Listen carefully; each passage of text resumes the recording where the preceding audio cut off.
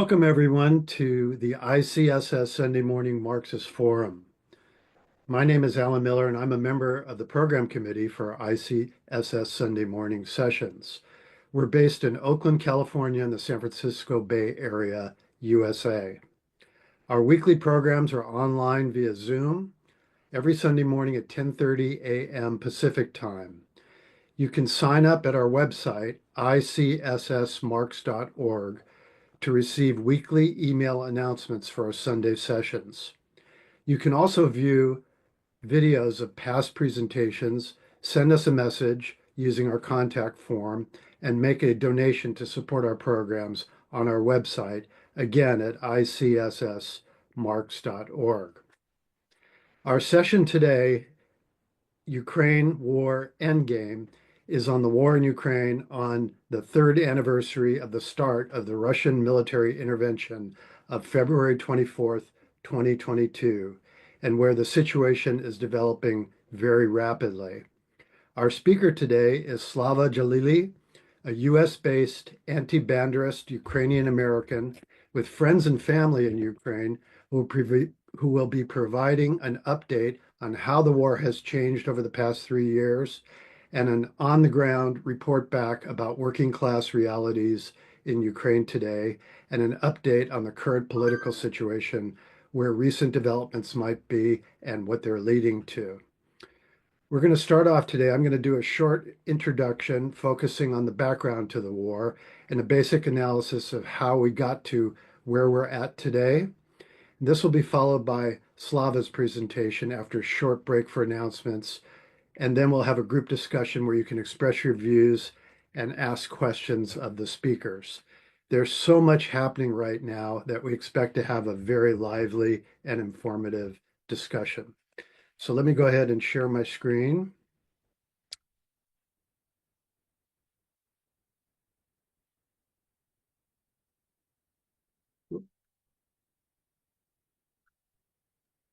Try it once again. Try again. Hold on.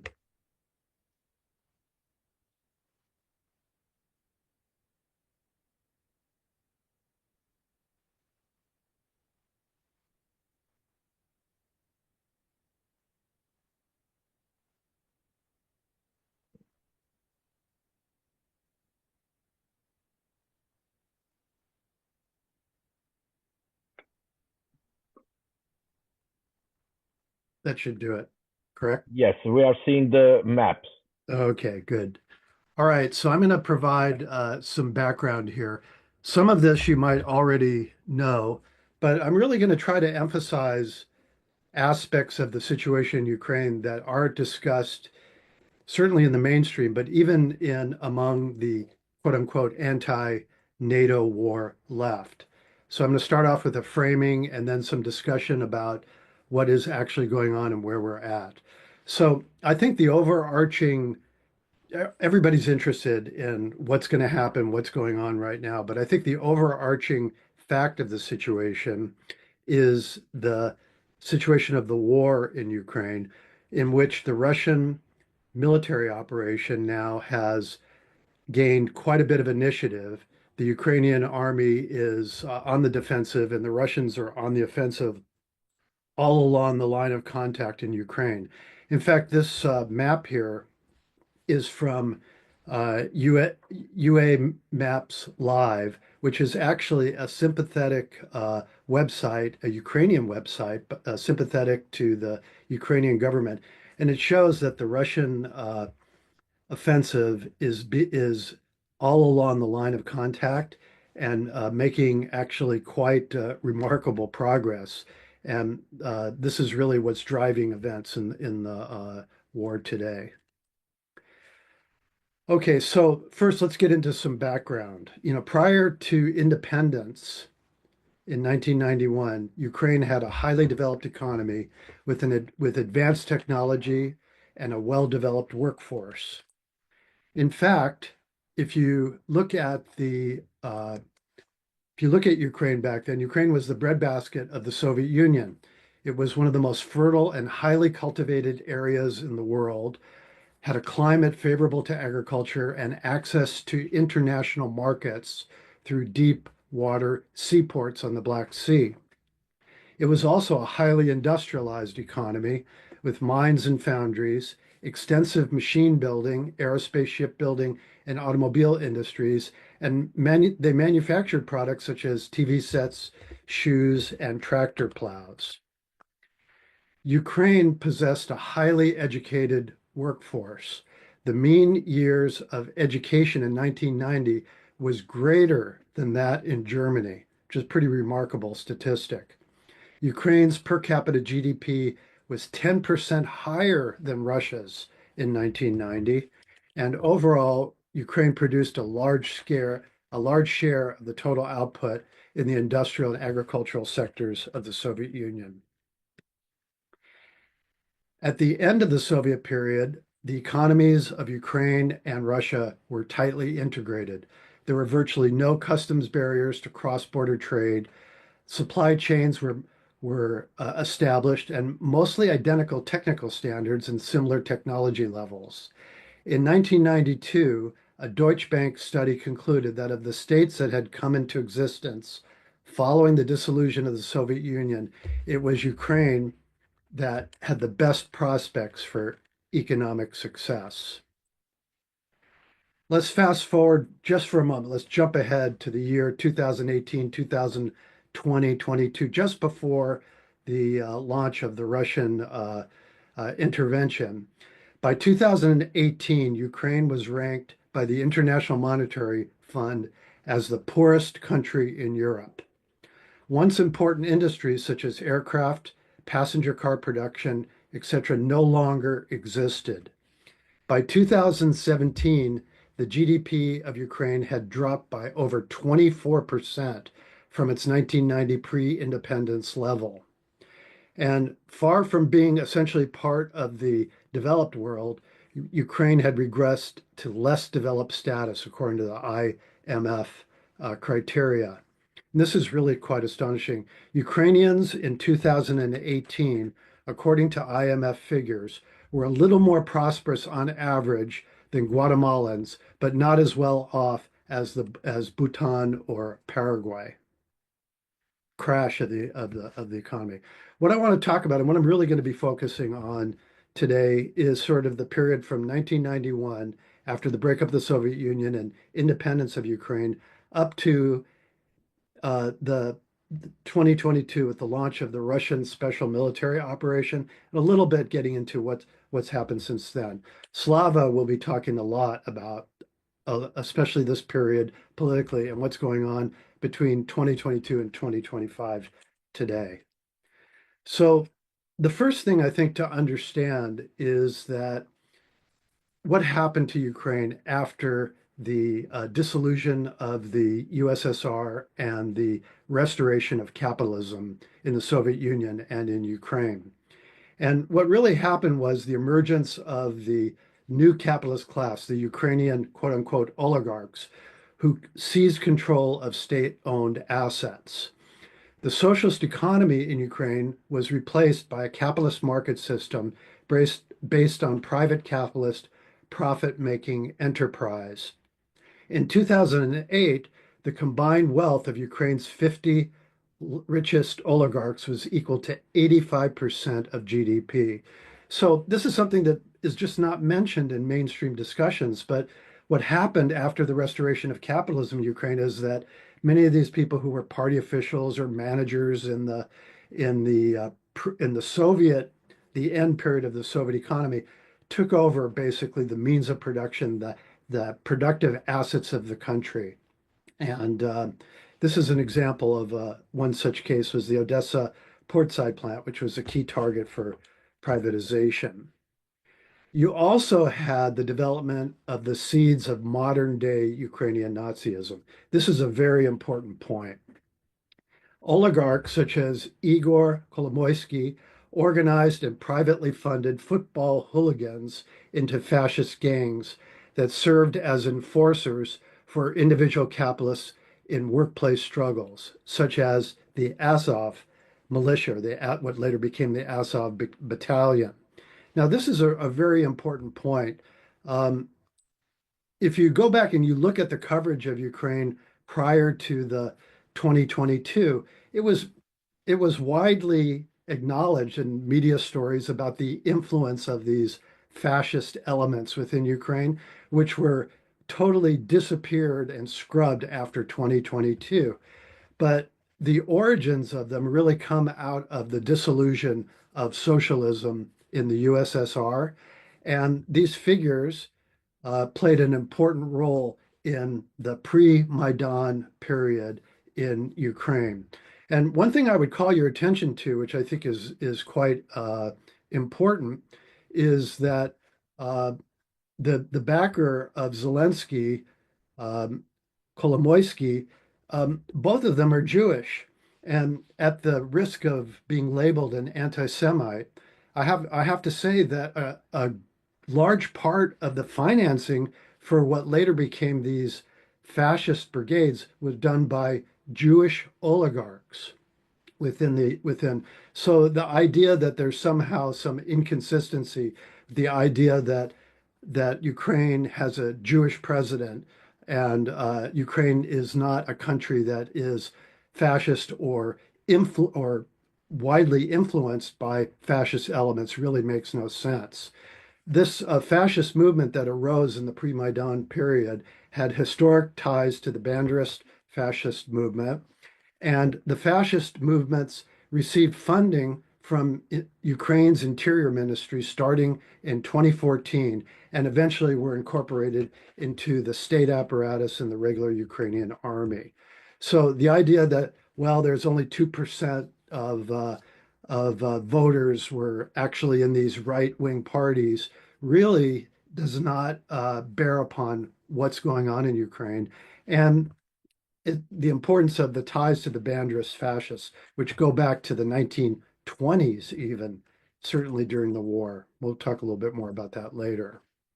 What we're going to focus on first is the period leading up to Maidan. And what we really have in the period from 1991 to 2013, which is when the Maidan movement started, was a period of economic decline, distress, decay, corruption, and repression. Desperate times in Ukraine. The population was distressed. They were tired of the political process, the decay, the corruption, and repression. And really, before Maidan, Ukraine was at a tipping point. This is a very important point. The question it was whether Ukraine would integrate economically, politically, and militarily with the West through the EU association agreement, or the alternative was to remain neutral or choose closer ties to Russia and the Eurasian Economic Union. The president at the time, Yanukovych, who's president since reelected in 2010, was basically a centrist in the conflict between EU and Russia, maybe leaning a little bit more towards the Russian side. And Ukraine in that period was faced right before Maidan with a serious fiscal crisis. And they were trying to choose between loan packages that were offered by the European Union and Russia, which was the Eurasian Economic Union. Under pressure from both sides, Yanukovych stated his intention to choose the loan package offered by Russia, which was slightly more favorable than the one being offered by the EU. And this was really the spark for the Maidan demonstrations. Now, it's important to keep in mind, I think we all know this, but to really get a handle on the fact that Ukraine is a country that is divided ethnically and culturally. In the East, a large ethnic Russian population, and in the West, a Ukrainian national population, and a mix of other nationalities such as Romanians, Moldovans, Hungarians, and Bulgarians. And this is actually a very interesting map, the ethno-linguistic map of Ukraine, and it shows that a large part of the Donbass and other areas had significant, if not majority Russian populations, and the West was very strongly predominantly Ukrainian-speaking ethnic Ukrainians. Alan, your image is only of the first slide. If you meant to show others, please move them. Am I stuck on the first slide? Yes. Are you kidding me? Oh my No. gosh. Yeah. So when you No, say ethnic, that is the next slide, I think. Second slide. this one here? Oh, I'm on the No, first you're slide. still on the Still first on the slide. first slide. Okay. I have to stop my share. I'm about 7 slides in. I'm sorry. Yeah. Yeah, I texted you that message. Yeah, I didn't get it. Okay, sorry about that. I'm not sure why that's happening. Wrong window. No, that's the Sharing the only wrong one. window. Ah, sorry.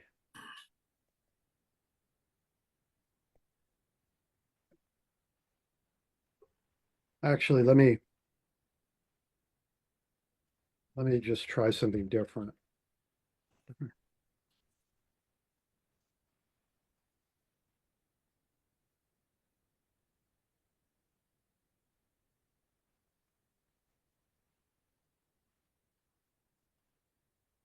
Okay, I think I see what the problem was.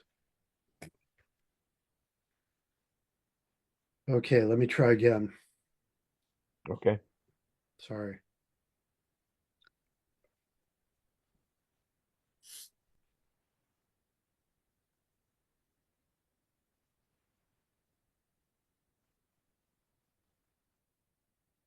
Okay, do you see now? Still the first slide. Still the first slide. Yes, You correct. don't see it flashing by? No? No, no. Okay, sorry. Try again. Oh, hold on.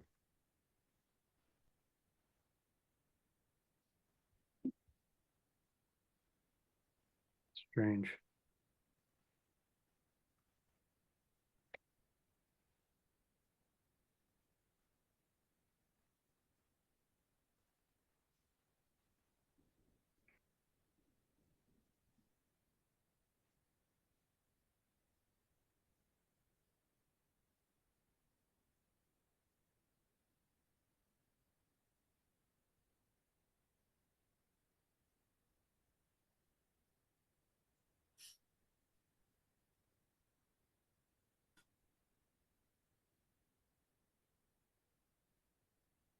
Now you're not sharing the screen. Right. Make a PDF and then it'll be. It is a PDF. Oh. I'm not sure why it's not showing. Hmm.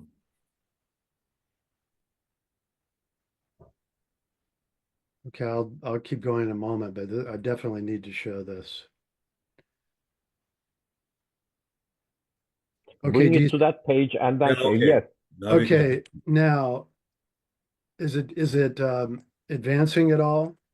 We're seeing the other slide. Yes, yes, it's advancing. Now it's Okay. advancing. All right, You are sorry. on the first slide now. Advance, Second. yes. Now it's the second slide, I guess. Okay. Third All right, one. sorry yes. about that. Okay, so I believe that we were here, if I'm not mistaken. Okay, do you guys see the I think you see the slide of the pre-Maidan? Yes. Yes, Okay, we have the soldiers with the Azov, battalion right. flag, Okay. and So I believe the bandera. Bandera. Okay, so basically what we have here is the situation where the fascist nucleus was formed in the period leading up to Maidan. And the choice that was to be made was between alignment with EU in the West and Western imperialism or Russia in the East. Yanukovych chose to align with Russia to accept the Russian loan bailout and terms, and this sparked the Maidan demonstrations. Okay, this is the ethnic and cultural division, and the country is divided between ethnic Russians in the East and Ukrainians in the West. The ethnic Russians were not a majority in the entire eastern segment of the country. That's not accurate. but constituted at a minimum significant minorities in areas in the Donbass, for example, that we're showing here. Okay, so in terms of the Maidan demonstrations, these were definitely massive demonstrations. There were hundreds of thousands of people that were coming to these demonstrations. And again, I think the motivation for this was the distress that people were feeling and the economic decline, the corruption, alienation from the political process. People wanted change. They wanted relief, basically. And a large segment of the population, mostly centered in the western part of the country among the ethnic Ukrainians, felt that aligning with Europe would bring them the type of prosperity, quote unquote, that had come to Western Europe and wanted to align with the West. Now, the U.S. certainly had quite a bit to do with what was going on in the movement. In December 2013, Victoria Nuland gave a speech to the U.S. Ukraine Foundation, which is a nonprofit, saying that since 1992, the U.S. government spent about $5.1 billion to support democracy building programs in Ukraine, money flowing mostly from the Department of State via the U.S. Agency for International Development, as well as Department of Defense, etc. And this is defended on PolitiFact and by the pro-NATO position, as this is something the United States does at hundreds of other countries. Now, some people say this is actually very relevant to what's going on today with the closing down of the USAID. People say, well, this was not in support of the right in Maidan, because these were environmental projects and these were educational projects. These were social welfare projects. But really what happened was the $5.1 billion really represented setting up media organizations, nonprofit organizations, funding programs that became an economic or a material basis for the EU and the US inside Ukraine. And $5.1 billion is an astonishing amount of money. Okay, so we have the Maidan coup, the Maidan coup. And basically what happened was the government of Yanukovych was overthrown.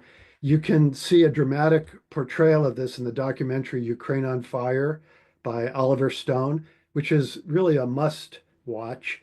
And by the way, if you go on Netflix and you try and find this documentary, it's very hard to find because there are several other highly promoted Netflix documentaries from the NATO perspective on what happened, and Oliver Stone's has been sort of pushed into the background, but you can get a good picture of what's going on. Really, what's important here is that the muscle for the violence in these demonstrations was provided by the fascist organizations. There were violent confrontations between the police and demonstrators on both sides. And it was actually pretty intense. Demonstrations began to wane until there was a sniper attack on police and demonstrators, which killed a number of people, which was a catalyst for the overthrow of the Yanukovych government. One of the things I would call your attention to is that the sniper attack, which is widely promoted and accepted not only among the NATO media and politicians, but also even on some elements of the left, we'll talk about later, was that this was a sniper attack on the part of the Yanukovych government. And in fact, what it was an attack that was organized by and took place from within the buildings that were occupied by the pro-NATO demonstrators. And this was decisively shown in a research study in a book by Ivan Kachanovsky, a Canadian-Ukrainian professor at the University of Ottawa, who meticulously went through all of the evidence and unambiguously demonstrated that the sniper attacks were in fact originated on the part of the anti-government demonstrators. Yanukovych was overthrown. We have the Nuland-Pyatt conversation, which basically they're openly discussing. It was intercepted and released publicly. They're discussing which politician they preferred. They didn't necessarily prefer the farthest right politicians. They preferred the politicians that they felt that they could work with that would have the most political legitimacy in the early stages of the Maidan post-coup government. And the coup was portrayed as a popular, it is portrayed as a popular democratic revolution. If you go on Wikipedia, for example, there is no entry for Maidan coup. There is an entry for the popular democratic, the Revolution of Dignity, and the Revolution of Dignity Wikipedia page has 337 footnotes. I mean, this is a team-produced, very thoroughly documented, based on mainstream pro-NATO sources, narrative about what happened in Ukraine. A very important development in the situation. This picture right here is from a few months later. I think it was in May of 2014, that shows the massacre that took place at the trade union offices in Odessa, in the south of Ukraine, where 49 trade union activists and anti-coup people were murdered by the fascist crowd. Okay, so it is portrayed as a revolution of dignity, and does this mean, that the U.S. This is really a classic U.S. State Department color revolution based on mass discontent, corruption, national conflicts, and the lack of working class leadership. Does this mean that Maidan was simply a fake staged event? Definitely not. But as we described before, it's a much more complicated than simply a revolution of dignity. But to ignore the background of the war, the economic, political history, and especially deny the involvement of the US, EU imperial bloc is really to dwell in a fantasy world of NATO land. And these are some of the offices that were of US government that were involved. Okay, what happened soon after the coup? The post-coup government, immediately after Maidan, signed the EU Association Agreement, which was designed to promote respect for democratic principles, human rights, basic freedoms, and rule of law. It included the creation of a free trade zone, the DCFTA, and in 300 documents in the agreement that it should lead to the reform of Ukraine's entire economy. And really what this meant was to break the ties of Ukraine, the economic ties that we talked about before that were highly integrated with Russia, and pull them over to the West, to the EU bloc. And in exchange for this, Ukraine received $17 billion short-term loan from the EU. What was the impact of the EU Association Agreement? Well, the agreement itself was really a harsh neoliberal capitalist austerity program that was designed to jumpstart profitability. It included cuts to public sector salaries, freeze on the minimum wage, reductions to income support for retirees. It cut the ties between the tightly integrated Ukrainian and Russian enterprises and markets where much of Ukraine's industrial output was sold, and it destroyed much of domestic Ukrainian industry. The tech, shipbuilding, power turbine, jet engines, aircraft, and automobile and rocketry industries were destroyed. EU imports flooded Ukraine and destroyed much of their domestic manufacturing, and it also sparked a civil war civil war and a war with Russia in eastern Ukraine. So really, European integration into the Western imperialist system resulted in one of the worst catastrophes of the 21st century for the Ukrainian people. right up there with the Palestinian genocide. In the aftermath of the coup, in the immediate aftermath, the US-backed coup government launched an aggressive and ugly, comprehensive legal and cultural attack on the Russian ethnic minority in eastern Ukraine. And for more information about this, you should really check out Slava's excellent talk, which was on February 18th of last year. A Ukrainian Marxist speaks out against the Kiev regime and NATO on the second anniversary of the special military operation. Very good presentation, a lot of detail that we don't have time to get into here. Also, we had the launch of military attacks on ethnic Russians and the Donbass in eastern Ukraine. And this was something where we had bombardments, actual shelling of civilian areas, military attacks on the Donbass population, and an 8-year-long war that resulted in over 14,000 casualties and the birth of the separatist movement in the Donbass, culminating in the 2022 military intervention. This has been portrayed in the imperialist media and politicians as a fake movement, Russian-spied, Russian-sponsored Donbass separatists. We don't have time to get into detail on it here today, but it was and is far from an astroturfed fake movement. In fact, the Donbass movement has been and still is a grassroots working class movement, largely composed of ethnic Russians from the industrial areas of the Donbass, the mines, the mills, the schools, and it's against the fascist terror and the attacks carried out on them by the post-coup Maidan regime. Again, for more information on this, you can check out our session from January 15, 2 years ago, 8 years before the documentary that was done by Don Corder in 2023, the 8 years of lead up to the Russian intervention. Okay, so what are some of the lessons of this Ukrainian catastrophe?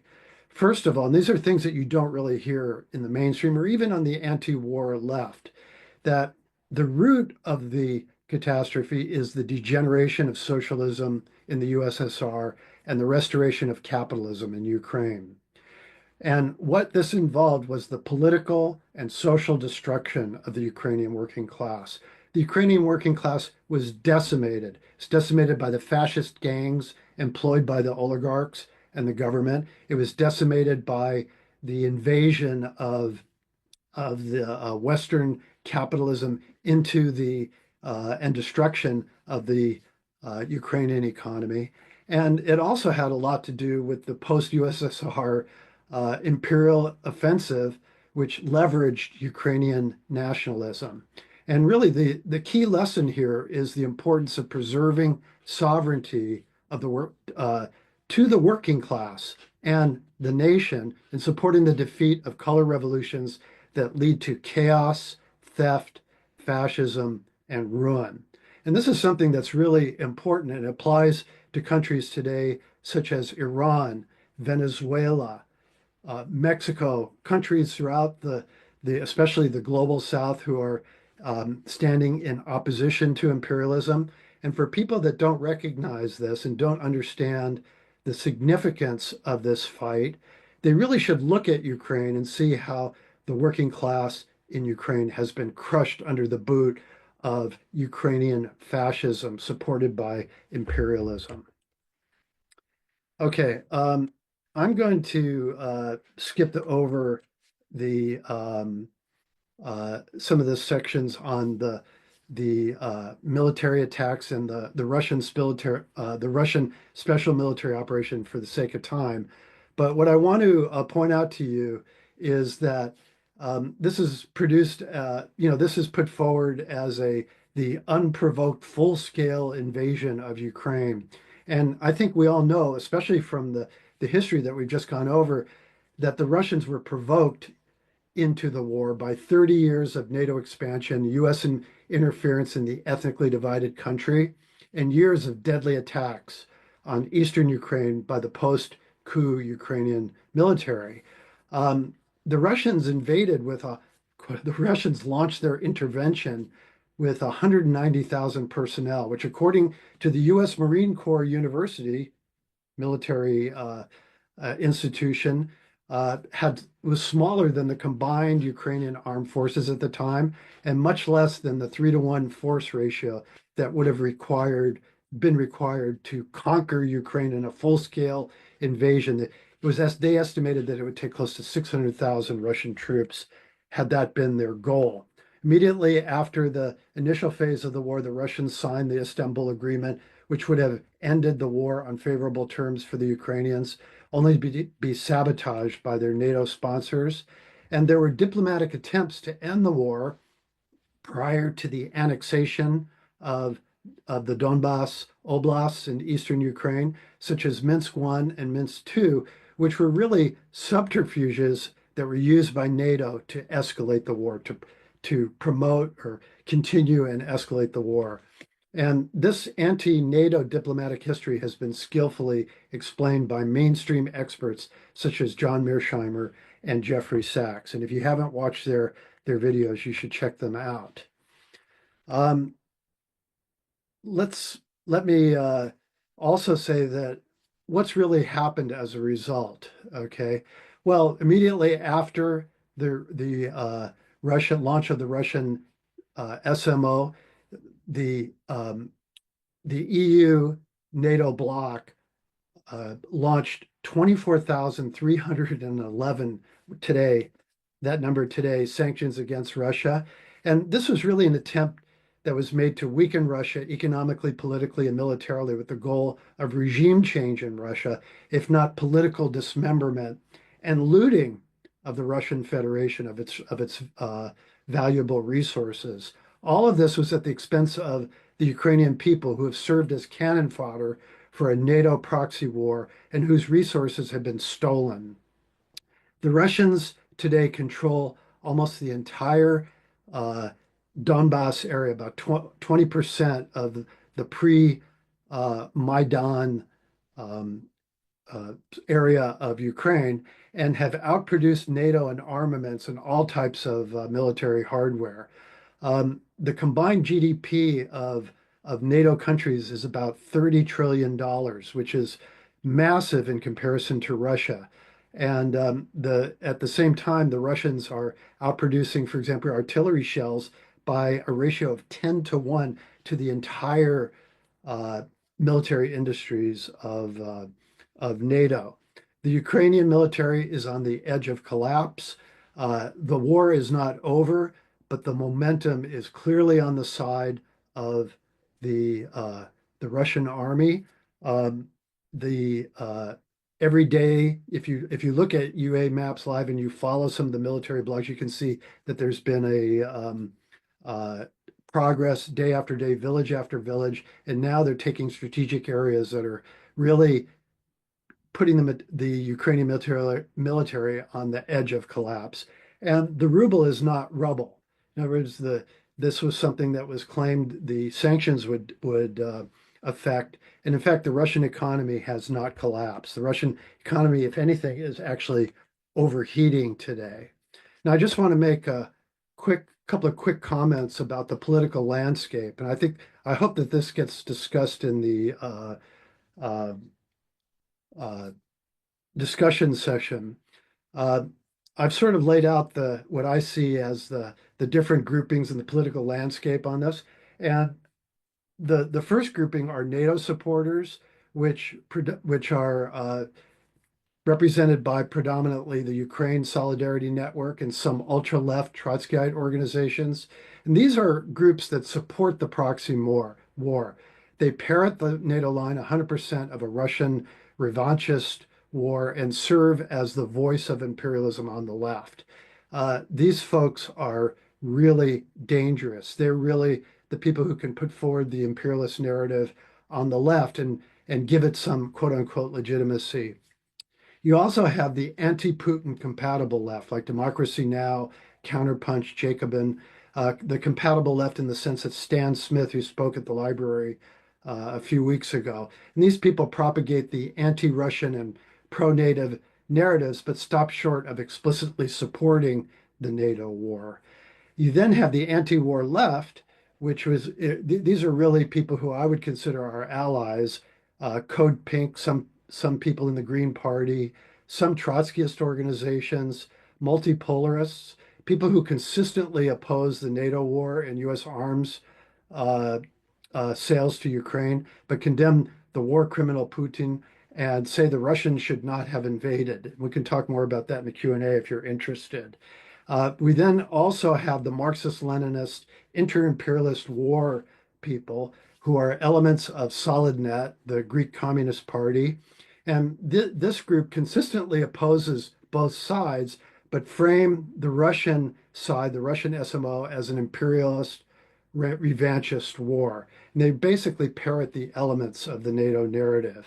And finally, we have the anti-imperialist, who are elements on social media, many figures on social media, the Communist Party of the Russian Federation, the North Korea, the World Anti-Imperialist Platform, the CPGBML, the ACP, the American Communist Party. And these are groups that support the defeat of NATO and support the SMO in the face of, in defense of the ethnic minority, and see the war as a significant blow against imperialism. Last slide, the impact of the war and the future. The war in Ukraine has clearly caused a fundamental reshaping of the world. Russia is winning, NATO is losing. Trump's calls for negotiation reflect this fact. The US economic campaign has inspired the expansion of BRICS, which is undermining the unipolar order, the dominance of the US in the world capitalist system. And there will be some negotiated settlement, but if so, on what terms? It's too early to tell now. It's clear that Russia is in no position to compromise on its basic goals, and it understands that the US is not trustworthy. It also is true that the Russians are holding a good hand of cards, while NATO's hand is a busted flush. We should be happy, at least, that the US and Russia are talking, but we should have no illusions that with Trump talking peace, that US imperialism has changed its spots. If anything, the short-term resolution of NATO's Ukraine crisis is a prelude to an extremely dangerous war against China. I'm sorry for running over and for the delay that was caused by the problem with my slides. So Slava, if you want to go from here, please go ahead. And I think we need to run over a bit just because it took me extra time. So Slava, you're on. Awesome. Thank you, Alan. Thank you for having me on. It's an honor to be here.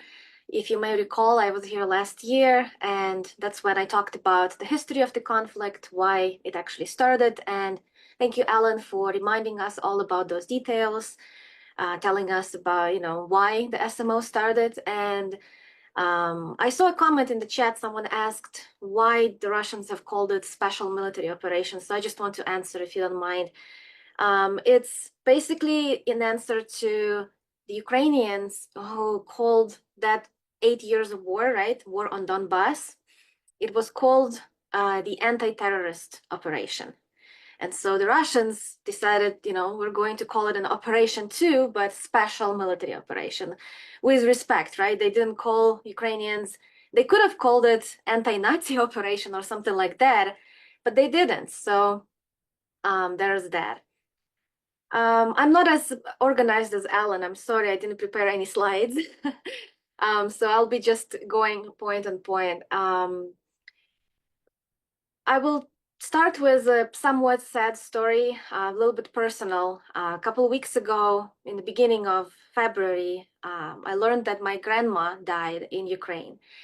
And what's bad is that I couldn't even visit. I couldn't go to Ukraine to say goodbye, to see the rest of my family. And I didn't go not because I'm scared of war. I'm scared of missiles, dying as in the process of going there. Not really. First of all, my family lives in western part of Ukraine. There's not so much action going on over there. But why I cannot visit Ukraine ever since the start of special military operation, it's because I'm an outspoken critic of Zelensky regime. And so if I would go to Ukraine, then my children would have to mourn me because Zelensky regime would not let me live, obviously. They would either throw me in jail or kill. And that's a sad story for everyone who tries to speak against the Zelensky and his, puppet regime. Anyone who speaks, against NATO, we're being put into these lists, right? The Ukraine runs a kill list. It's called Mirotvorets. And they add to that list everyone, all the journalists. It has never been in the history of all the conflicts that journalists would be added to the kill list. Like, that's their job, to report on the realities of what's happening, right? But that's what Ukraine is doing. And a lot have changed in Ukraine in these past 3 years. You can see that the Western media is still pushing the narrative, right? They're still saying Ukraine should fight, Ukrainians are these brave people, they're fighting for their freedom. And even the diaspora, right? If you look into what's happening in the United States among the Ukrainian population, for example, yesterday in Washington, D.C., there was a big demonstration organized by Ukrainians, anti-Russian demonstration. Here in Chicago, where I live, there was another demonstration. Lots of people that I know personally attended the demonstration. They were, of course, holding their Ukrainian flags. But what's crazy is that besides the Ukrainian flag, they were also holding Nazi flags, the black and red flag with Bandera pictures. And it's just so upsetting to see that in the United States, right? Like, our tax dollars are supporting these neo-Nazis, and they dare to go on American streets and actually wave those flags. And that supports the narrative that, Ukrainians are freedom-loving people. They want to fight. But that's not really what's happening inside Ukraine. The media is misrepresenting the reality. Because people who are here, they already are safe, right? They either came 10, 20 years ago, like I did, or they're just like new, fresh out of the boat refugees, right? Who just came in the past couple of years. So they are safe. Their families are safe because, people who are here, they can sponsor their relatives. They can bring them here. They have the resources to do it. And so they don't care about the people who are still there in Ukraine. They took every family member they could, right? So of course they will be pushing because they want to pushing for war, for continuation of war, right? Because they want to support this idea of Ukraine being independent. But the people who stayed in Ukraine, it's actually like a war of the poor because only those who had the money, who had the resources, were able to escape. And if you may recall, last year when I was here, I was sharing with you a story of my family that I was really stressed and worried about all of the men in my family. Like, my dad was a year short of being 60, which is the top of the drafting age, right? They keep conscripting men up until the age of 60. So last year, my dad was 59, and I was worried that he may still be drafted. And thankfully, nobody touched him. And so now he's safe. He's still in Ukraine. My little brother, who, I call him little because he's 12 years younger than me, but he's 22. And so he was about, like, they could have drafted him, and we were working on different possibilities, different ways of taking him out of Ukraine. Like, I wanted him to come here to United States, but that was not like the end goal, right? As long as he's out of Ukraine, I would be happy. And so we managed to do it last summer. It was like a few months process, right? We tried all kinds of different things. So I'll share with you some of the ways of how Ukrainians are able to escape, right? Some people are trying to, obviously bribe the border patrol. That's like the most obvious way. The second most popular way is to bribe the doctors and make the disability papers, right, for the man who's trying to escape. So that's another possibility, because they can't, supposedly they can't conscript the disabled, even though they're still doing it, like depending on the level of disability. Another way is to make the papers of disability for a family member, for example, father or mother, right? And then make the man who's about to be conscripted a caregiver for that disabled person. And then, according to the law, they cannot draft someone who is a caregiver to the disabled person. So these are the ways of, people trying to get out. Of course, there's also volunteers. So there's volunteer organizations that you can sign a contract with, and volunteers have to go outside of the country to bring supplies, donations, and even weapons, right? And so a lot of people have been able to fake their they were pretending to be involved and trying to care and help, right, with the cause. And then as soon as they're out of the country, they drop their volunteer status and run away as far as they can, because everyone is worried about their life. Nobody wants to be used as a cannon fodder for the regime. So people have been creative. They came up with a lot of different ways of escaping the conscription. What's really sad is the price tag.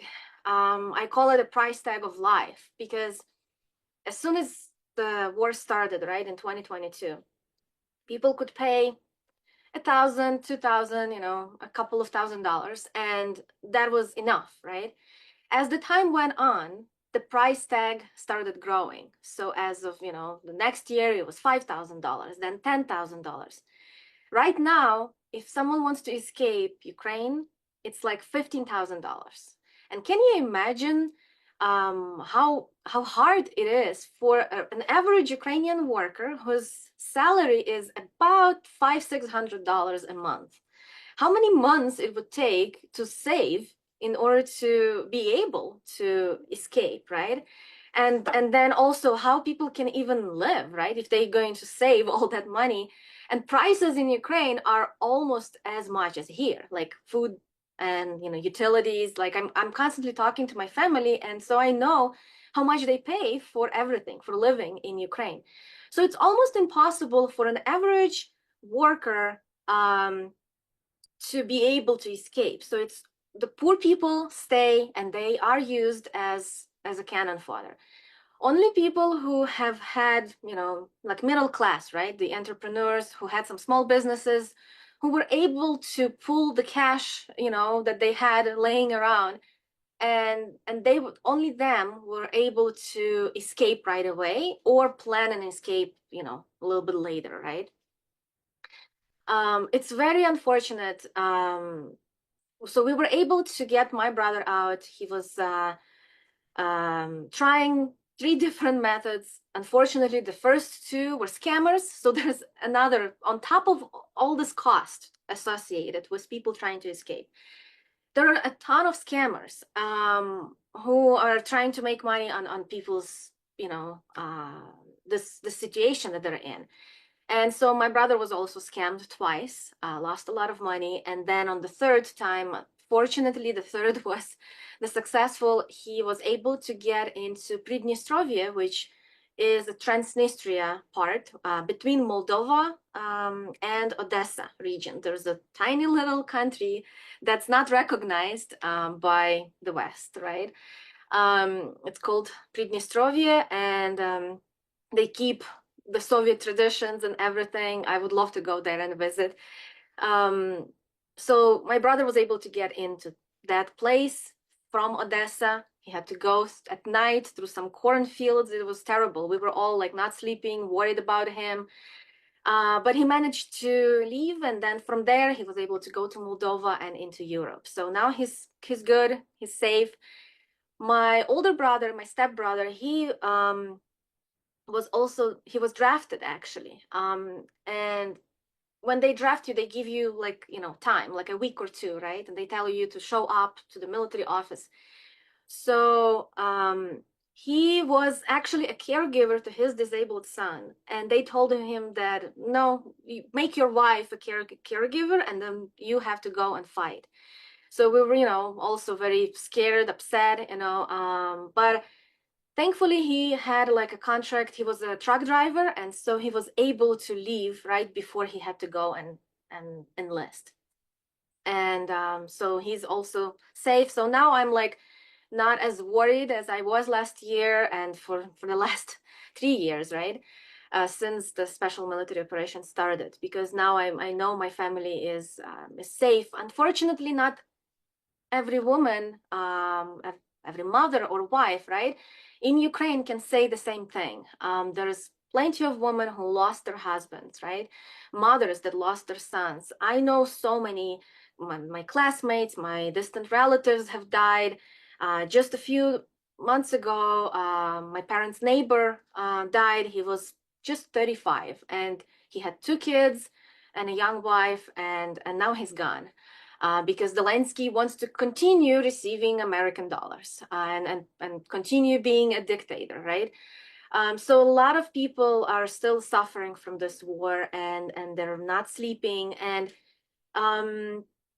statistically speaking, the support for war is going down. So I looked at 3 years ago when it just started, almost 100%, so 90%, 90 something, were all like saying, yes, we should fight, defend the country, like, and I could understand why they were thinking that way, right? Because, they were there and suddenly a war started. So it's obvious why people they supported the military, right?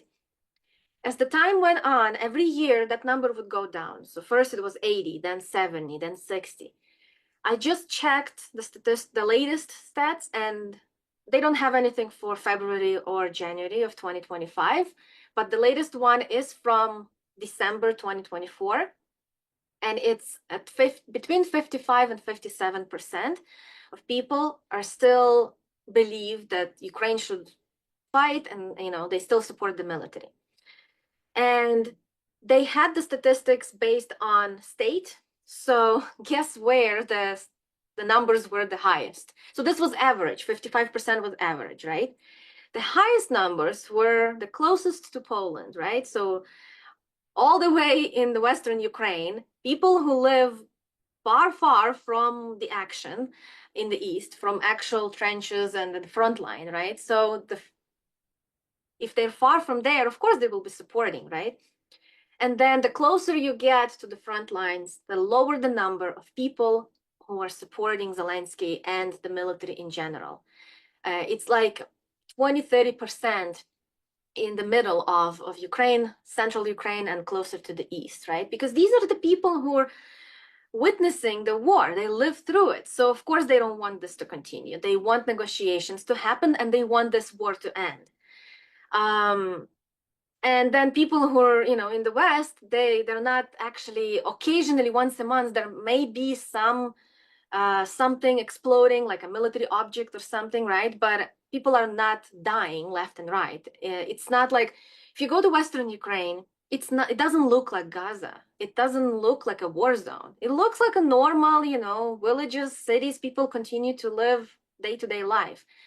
So, if it doesn't impact them in that way, they will be supporting, the war. But the life is getting harder in Ukraine for working class people. So, that, inflation is a big, important thing, right? It affects, day-to-day life. And, in the United States, they say, I don't know how true it is, but they say it's always hovering around 3%, right? Well, in Ukraine, officially speaking, it's like at 14%, but I don't really even believe it's 14. It's probably much higher. They're just, lowering it because everything have doubled since last year. My dad has, always telling me that the prices are growing so much that people cannot afford basic necessities anymore. Same with unemployment rate. So unemployment is at 20%. It was higher, now it's lower, not because things got better. It's because men are not even applying for unemployment because they don't want to be found. They're hiding. So, 80% of people who are officially registered as unemployed are women. That's not the a real representation, right, of the market. It's just because men are trying to evade the conscription, and so if they're not registering legally, if they're hiding, if they're trying to do some work from home, then it's harder to find them. There's also a cadre crisis, like a lot of professionals escaped. So there is a shortage of doctors in Ukraine because all the doctors were not like men doctors were not drafted to become soldiers, but they were drafted to be the frontline doctors, right?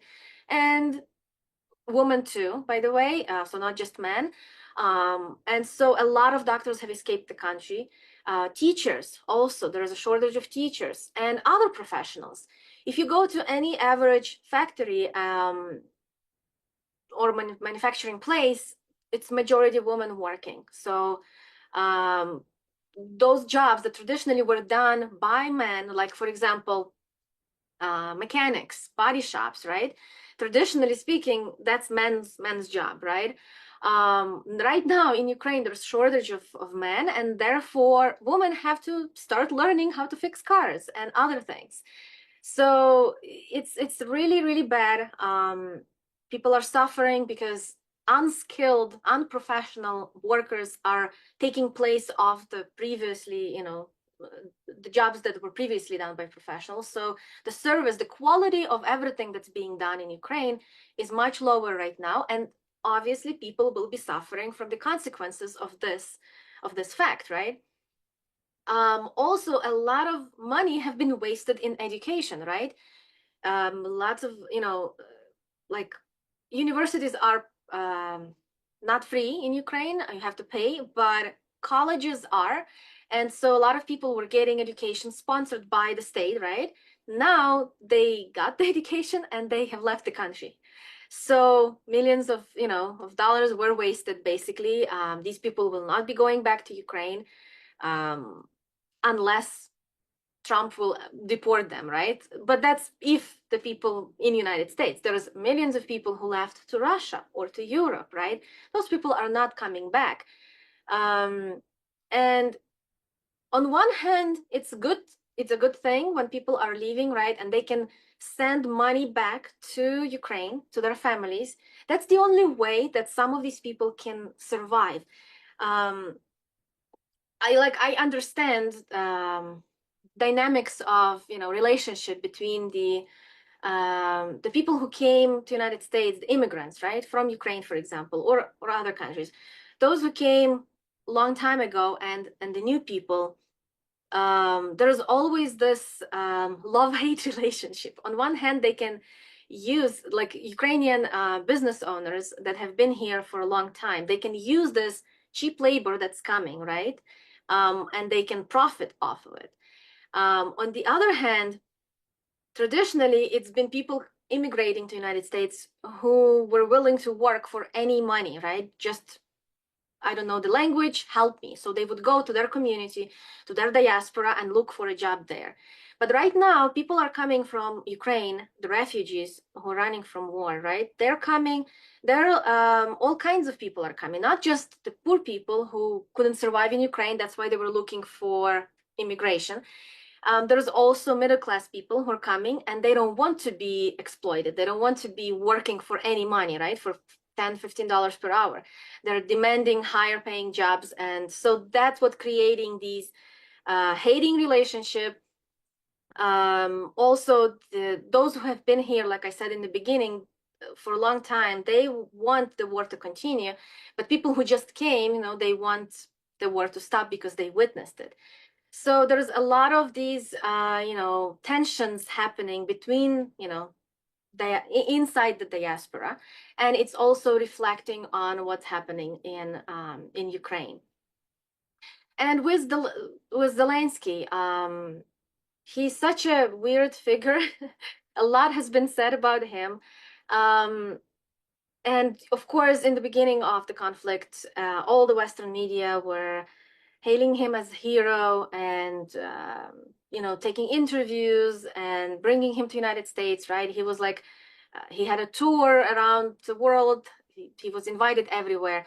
And then over the time, people have started getting tired of him. You know, it's like that clown that plays the same trick over and over again. You know, nobody wants to see it anymore, right? So that's how people got tired of Zelensky. Even the Hill, right, the major pro-Western media outlet had started calling Zelensky. I just saw the other day, they called him the Mad King of Kiev. And so they're a little bit signaling the collapse of this empire's propaganda. The Western media, you know, they supported this comedian, they supported the fascist regime, and they supported even the cannon fodder in Ukraine. But now they're slowly admitting that this war is not about Ukraine, that it's about, you know, the Western power.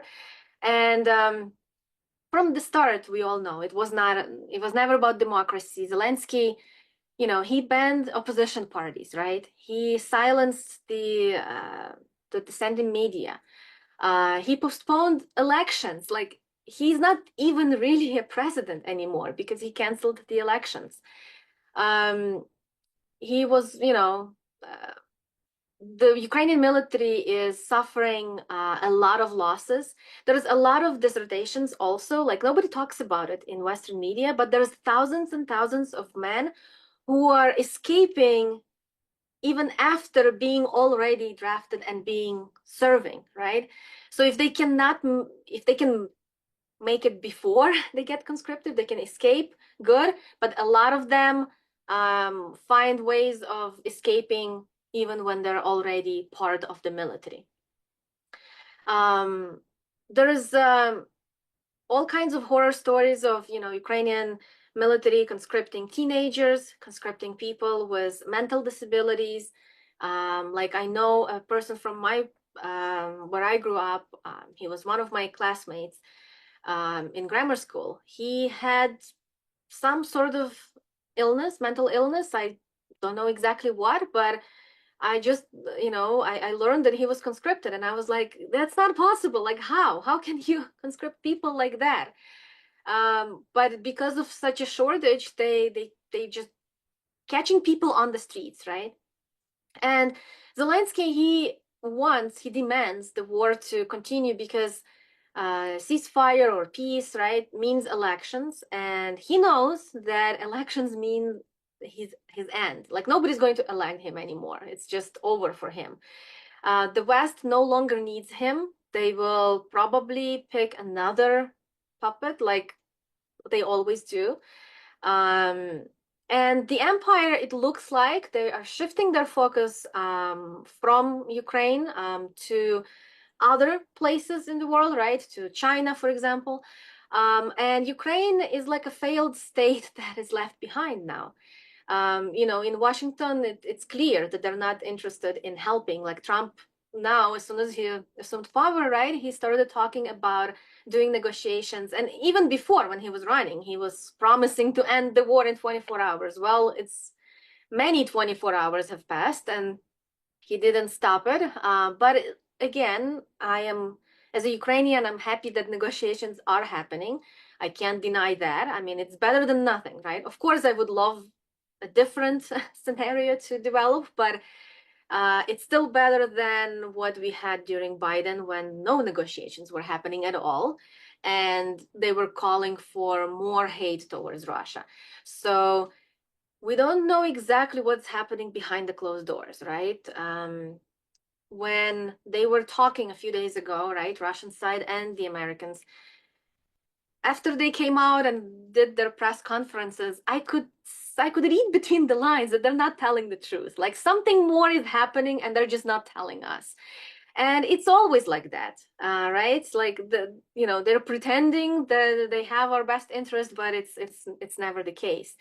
And so I don't have the crystal ball. I don't know exactly what will happen with Zelensky, for example, but I can assume a few possibilities, right? Zelensky is a Jewish, so he might run away to Israel. Like that's one thing he might do. He will go to Israel and stay there. Or he'll go to Miami and stays on his villa. I mean, he has property in Miami and he purchased it for a reason.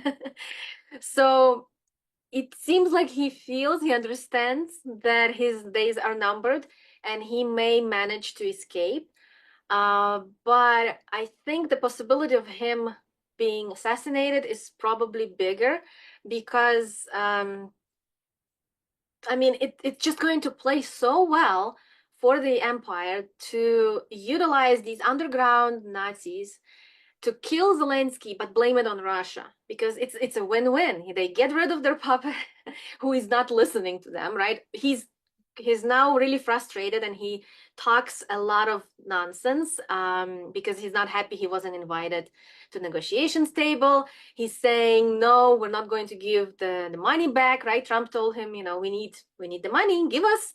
And Zelensky's like, what money? We thought it was grants, it wasn't the loan. And also he's saying, why are you saying $500 billion? It was 90. It was just 90. Like, why are you saying so many, right? So usually the empire doesn't like when somebody they have been utilizing, it was a tool in their hands, now he's going against their will. So they might want to get rid of him. And what's the best way to do it if to use the people who hate him? Because these neo-Nazis, I mean, of course, lots of them are fighting on the front lines, but the commanders, those who are leading, they're never going to risk their own life. They're going to sit in bunkers underground, and you know, I'm sure the main heads of these Azov and other neo-Nazi groups, they're still alive and they're still planning, and they hate Zelensky, and they're also not gonna like the empire as of right now because the empire is trying to, you know, pull back the support, right? So, and that's how in the past, if we look at in the past several decades, the wars that United States have been waging in Middle East, for example, right?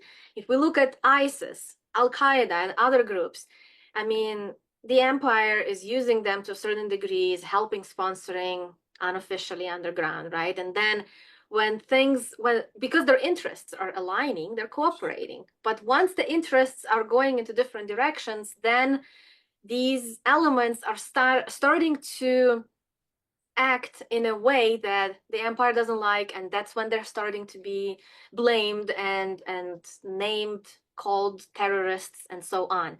So I won't be surprised if suddenly these underground elements in Ukraine start acting in a way that the United States doesn't like, and they either assassinate Zelensky or do other terrorist things, right? We have seen one already a few days ago, if you remember, right before negotiations were about to start. Ukrainians attacked an oil refinery in Kuban, Russia, right? And that's the oil refinery where United States oil is being refined. So they have attacked United States with the weapons that were given to them by the United States. That's exactly what ISIS would do, right? So I'm expecting in the next several months or even years, because I'm not naive to think that this will end. All the previous conflicts have been dragging on and on for decades. Is Ukraine unique and it only going to last 3 years? I don't think so. I think this conflict will continue. We may see a ceasefire. We may even see Russia declaring victory. Some Ukrainian media is saying that. They're saying, oh, in the next few days, Putin will come out, declare a victory, United States will clap and say, this is it. And that's probably, it could happen, but that's probably when these underground Nazis will start coming out and doing, you know, breaking the ceasefire, doing provocations, doing false flag attacks, blaming it on Russia, that Russia broke the rules of the ceasefire to provoke more action. And on one hand, the United States may play friendly with Russia and say, yeah, we're not welcoming this, let's continue the ceasefire. On the other hand, they will probably still fund and give weapons to these underground elements, because that's what they always do. With one hand, they're trying to do negotiations, with another hand, they're giving weapons to sow the discord, to continue the conflict. So I'm not expecting this to end anytime soon. I would love to, but it's just, being a Marxist, I know that's not what's happening, during wars. It's never ending on a one note. Unfortunately, it's usually continuing for years to years. So we will see more suffering, more people dying, and I just, it's not probably the news you would want to hear.